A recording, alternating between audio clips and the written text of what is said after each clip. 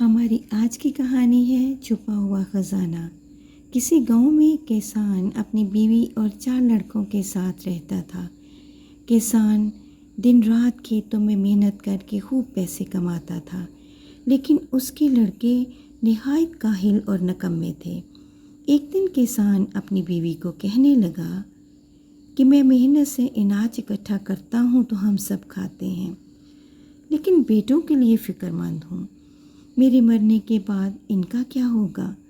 وقت گزرتا گیا، باپ محنت کرتا رہا اور لڑکے عیش کرتے رہے۔ اچانک کسان بہت بیمار ہو گیا۔ کسان نے اپنی بیوی کو کہا کہ لڑکوں کو فوراً بلاؤ۔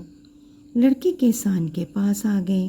کسان نے کہا کہ اب میں بوڑھا اور بیمار ہوں، زیادہ دنوں تک زندہ نہیں رہ پاؤں گا، لیکن میں ایک راز کی بات تم چاروں کو بتانا چاہتا ہوں۔ میں نے جو بھی محنت سے کمایا ہے وہ میں نے سارا کھیتوں میں دفن کر دیا ہے۔ جب مر جاؤں تو خزانہ نکال لینا۔ لڑکے خوش ہو گئے کہ بیٹھے بٹھائے خزانہ ہاتھ لگ گیا ہے۔ کچھ دنوں کے بعد کسان مر گیا۔ اس کے مرنے کے کچھ دنوں بعد لڑکے خزانہ ڈھونڈنے کے لیے کھیتوں کی کھدائی پر لگ گئے۔ جب انہوں نے سارے کھیت کھود لیے تو وہاں انہیں کچھ نہ ملا، اور وہ ناراض ہو کر اپنی ماں کے پاس گئے۔ کہنے لگے، ہمارے باپ نے ہم سے جھوٹ بولا تھا، وہاں تو کچھ بھی نہیں۔ لیکن ان کی ماں نے ایک بیجوں سے بھرا تھیلا دیا اور کہا کہ کھیت تو تم نے کھود دیے، اب یہ بیج بھی بو دو۔ انہوں نے ویسے ہی کیا اور بیج بو دیے۔ چند دنوں بعد فصل اگ گئی اور کچھ عرصے بعد فصل پک کر تیار ہو گئی۔ انہوں نے فصل بیچ کر کافی رقم کما لی اور رقم اپنی ماں کے پاس لے آئے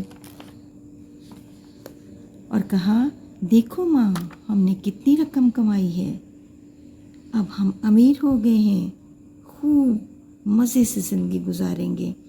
ان کی ماں نے کہا، تمہارے باپ نے جھوٹ نہیں بولا تھا، بلکہ وہ چاہتا تھا کہ تم لوگ خوب محنت کرو، تمہاری محنت ہی اصل خزانہ ہے۔ لڑکے ماں کی بات سمجھ گئے اور خوب محنت کرنے لگے۔ اس سے ہم نے یہ سیکھا کہ محنت سے شرمانا نہیں چاہیے، محنت سے کمانا اصل خزانہ ہے۔